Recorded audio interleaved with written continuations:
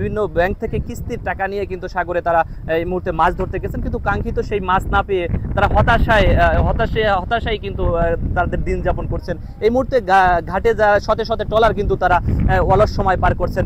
তাদের যে বিভিন্ন স্থান থেকেই কিন্তু চরমন্তাজে এই লঞ্চ ঘাটে এসে আশ্রয় নিয়েছেন। আমরা যদি কথা বলেছিলাম কয়েকজন মাঝির সাথে, তারা আমাদেরকে যেমনটি জানিয়েছেন, এখানে শুধু যে রাঙ্গাবালী উপজেলা পটুয়াখালী জেলার এই জেলেরা নয়, পার্শ্ববর্তী যে ভোলা জেলা রয়েছে সেখানে থেকেও হাতিয়া, সন্দ্বীপ এবং কালাইয়া, দশমিনা থেকে শুরু করে বিভিন্ন অঞ্চলের মাছ ধরা ট্রলার কিন্তু আবহাওয়া খারাপ থাকায় এখানে অবস্থান করছেন। তারা আমাদেরকে জানিয়েছেন যে আসলে আবহাওয়া কখন ভালো হবে এবং তারা পুনরায় আবার সাগরে গিয়ে মাছ মারবে, সেই অপেক্ষায় তারা এখন এই মুহূর্তে এই ঘাটেই কিন্তু প্রহর গুনছে। এছাড়াও যদি আপনাদেরকে একটু বিষয় জানিয়ে রাখি, টানা বৃষ্টির ফলে কিন্তু গত কয়েকদিন ধরে টানা বৃষ্টির ফলে যে কৃষকরা রয়েছে তারা কিন্তু সবচেয়ে বেশি ক্ষতিগ্রস্ত হওয়ার কথা আমরা শুনেছি।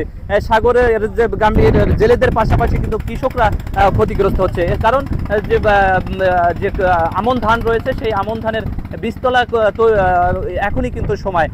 এর কিন্তু বিভিন্ন জায়গায় আমরা দেখেছি যে আমনের যে বীজতলা রয়েছে সেগুলো কিন্তু পানিতে নিমজ্জিত হয়ে রয়েছে এবং বিভিন্ন জায়গায় জলবদ্ধতার সৃষ্টি হয়েছে। এছাড়া বিভিন্ন জায়গায় দেখেছি যে পুকুর, পুষ্কুনি এবং যে মাছের ঘের রয়েছে সেগুলোও কিন্তু বিভিন্ন জায়গায় আমরা তরিয়ে এবং মাছ ভেসে যেতেও আমরা দেখেছি বিভিন্ন জায়গায়। তবে কৃষি অফিস বলছেন যে আবহাওয়া আরও কয়েকদিন থাকবে এবং যাতে কৃষকদের ক্ষতি না হয় সেক্ষেত্রে পানি নিষ্কাশনের জন্য কিন্তু তারা তাদের বিভিন্নভাবে যে ইউনিয়ন পর্যায়ে যে স্লুইস গেট রয়েছে, পানি নিষ্কাশনের ব্যবস্থা রয়েছে, সেগুলো কিন্তু দ্রুত সচল রাখার জন্য কিন্তু তারা প্রচেষ্টা চালাচ্ছেন। এছাড়া আমরা কথা বলেছি মৎস্য বিভাগের সাথে, তারা আমাদেরকে যেমনটি জানিয়েছে যে আসলে বায়ু প্রভাবের কারণে সাগরে যে উত্তাল রয়েছে এবং পায়রা সমুদ্র বন্দরে যেহেতু এখন পর্যন্ত 3 নম্বর সতর্কতা সংকেত রয়েছে, সেক্ষেত্রে জেলেদের তারা সতর্ক করছেন যাতে তারা আবহাওয়া ঠিক না হওয়া পর্যন্ত তারা যেন ঘাঁটি অবস্থান করেন। এছাড়া যদি আমি বলি যে কিছু জেলেরা যারা রয়েছে তারা কিন্তু সবচেয়ে বেশি এখন এই মুহূর্তে ঘাটে সব অবস্থান করছেন এবং খুব কষ্টেই তারা জীবন যাপন করছেন। অনেকেই আমরা কথা বলেছিলাম, অনেকে বলছেন যে আসলে সাগরে মাছ না পেয়ে তারা কিন্তু বাড়ি থেকে টাকা এনে তাদেরকে এখান থেকেই কিন্তু বাজার সদাই করে তারা কিন্তু তাদের জীবনযাপন চালাচ্ছেন বলেও আমাদেরকে জানিয়েছিলেন।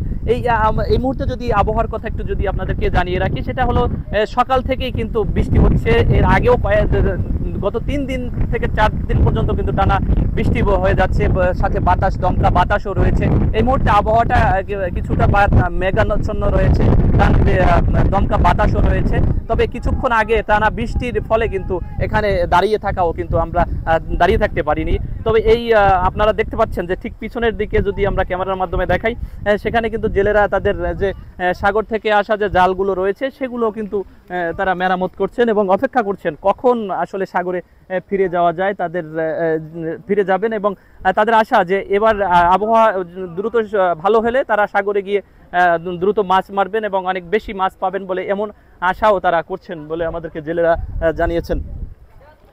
তা এই আপনারা দেখতে পাচ্ছেন যে জেলেরা তাদের যে পেঁচানো জাল রয়েছে, কেউ ট্রলার যে সাগর থেকে যে ট্রলারগুলোর ঘাটে এসেছে সেই ট্রলারগুলোও কিন্তু কেউ মেরামত করছেন এবং তাদের যে আসলে বৃষ্টি এবং টানা বৈরী আবহাওয়ার কারণে টানা বৃষ্টির ফলে কিন্তু তাদের যে জাল, ভিজা জালগুলো রয়েছে সেগুলো কিন্তু শুকা দিতে পারছেন না এবং তারা কিন্তু তাদের যে ট্রলারগুলো রয়েছে তার সেই ট্রলারের মধ্যেই তার অন্য যেসব কাজ রয়েছে সেগুলোই করছেন।